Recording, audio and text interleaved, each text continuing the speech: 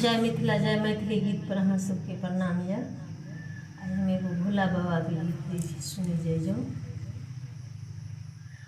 कहाँ छथिन भोला बाबा, कहाँ पीपल गछिया, कहाँ छथिन नाग बाबा, देखबन सुरतिया।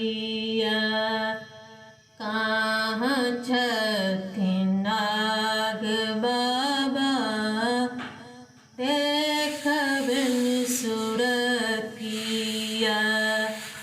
मंदिर छथिन भोला बाबा, बड़ पीपल गछिया,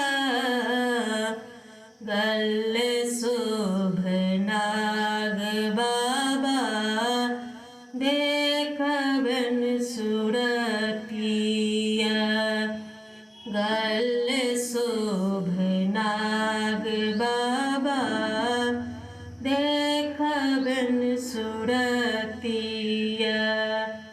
कौन रंग भोला बाबा, कौन पीपल गछिया, कौन रंग नाग बाबा, देखबन सुरतिया। कौन रंग नाग बाबा, देखबन सुरतिया। श्याम रंग भोला बाबा, हरियर पीपल गछिया, गले शुभ नाग बाबा, देखबन सुरतिया।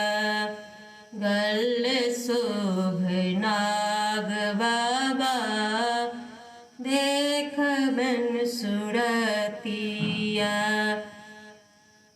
कथी खेथिन भोला बाबा, कथी पीपल गछिया, कथी खेथिन नाग बाबा, देखबन सुरतिया।